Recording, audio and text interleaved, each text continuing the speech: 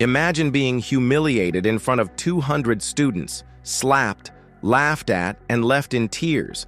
But what if I told you that same girl changed everything, exposed every secret, and made the whole school turn on her bullies in a way no one saw? Coming? This is the story of how a quiet girl's silence became the loudest roar. Watch till the end. And if this hits you deep, hit that subscribe button and turn on notifications because you don't want to miss what happens next. The slap that started everything. It was just after third period, a normal Wednesday at Roosevelt High School, where the bell had barely rung before a crowd of students formed near the lockers, buzzing and filming with their phones, all waiting for a scene to unfold. And at the center of it was 16-year-old Amara Hughes, the new girl who had transferred only 3 weeks earlier and already become the punching bag of Madison Hartley and her clique of cruel, privileged girls. Amara, who wore her curly hair tied back in a quiet ponytail, always walked with her books clutched tightly to her chest, eyes down, trying to avoid attention. But on this day, fate had other plans, and as she stepped forward toward her locker, Madison shoved her hard from behind and screamed, "Look out, freak! Didn't your daddy teach you how to walk?" That was followed by laughter, the cruel, cackling kind that infects a group like wildfire.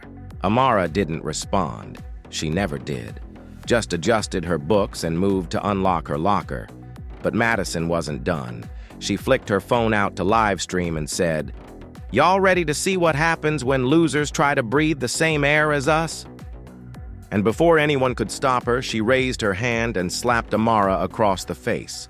Hard, loud, a crack that echoed down the hallway as 200 students gasped, phones recording, mouths open. Amara staggered back, hand clutching her cheek. Not from pain, but from the humiliation that drenched her like cold water. For a second, she just stood there, frozen, while the crowd looked from her to Madison, like this was some twisted reality show. Madison smirked and said, "Say something, loser." But Amara said nothing, just stared at her with a calm so unnerving that even Madison paused.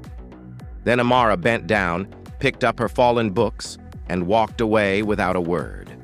But what no one knew, what not even Amara had known until that moment, was that something had cracked open inside her.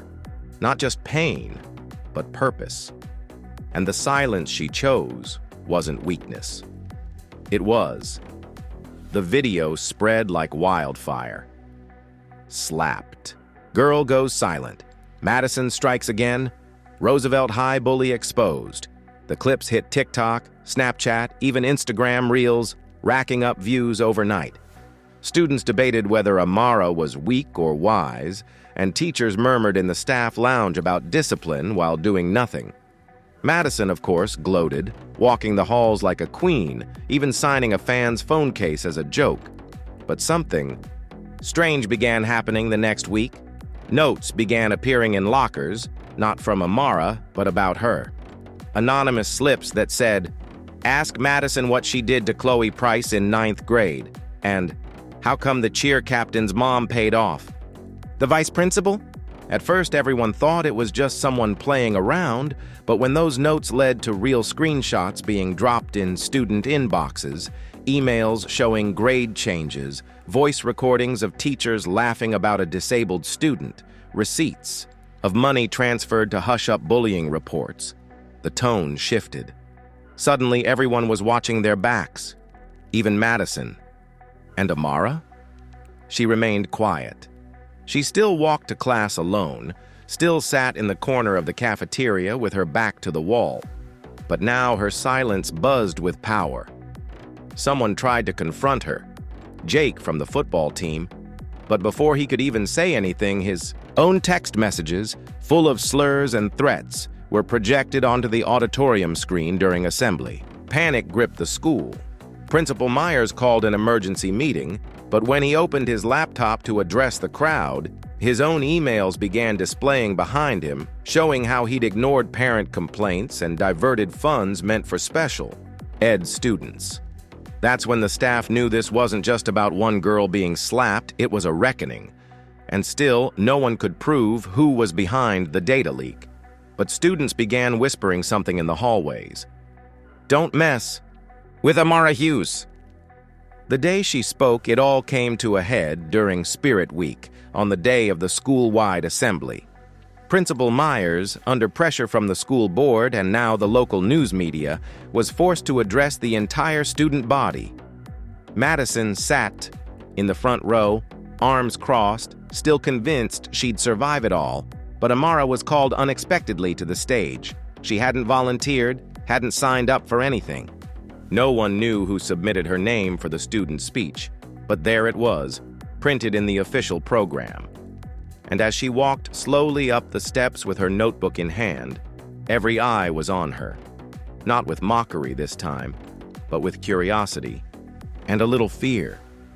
She reached the mic, paused, and said, "When I got here, I thought silence would keep me safe. I thought if I kept my head down, the world wouldn't notice me. But I was wrong. Silence doesn't protect you. It just delays the fight." The gym was completely still. Last week, someone slapped me in front of 200 students. And for the first time, I realized something. It wasn't just about me. It was about all of us. About how we've let fear and power keep the truth buried. But not anymore. She pulled a remote from her pocket and clicked. Behind her, a screen lit up showing a timeline of bullying incidents, corruption, bribes, and hush money, all neatly organized and sourced. Everything you see here is real, collected not by a hacker, but by someone who listened, who paid attention, who wasn't afraid to document what others ignored. The crowd began murmuring. Teachers looked at one another nervously. "I'm not here to destroy anyone," Amara continued.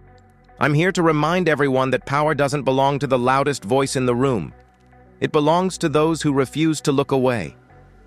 When she finished, the entire gym sat in stunned silence, then erupted into applause, not just from students, but even some faculty members who had long wanted change but were too afraid to speak. Madison?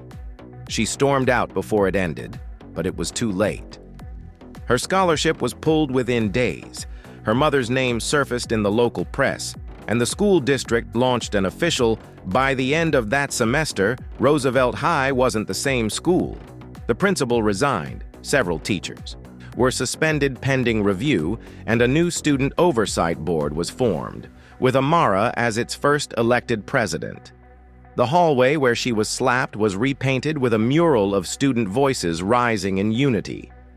Madison tried transferring, but the damage to her reputation followed her, because in a world where everything is documented, cruelty leaves fingerprints. Amara didn't seek revenge. She sought justice, and her quiet courage lit a path others were too afraid to walk. Former victims came forward. Past teachers who turned a blind eye apologized publicly. And Amara?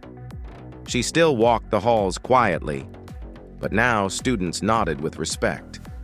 Her name became a symbol, not of weakness, but of the quiet storm that changes everything when it finally speaks. And to think, it all started with a slap, a choice to walk away, and a refusal to stay silent.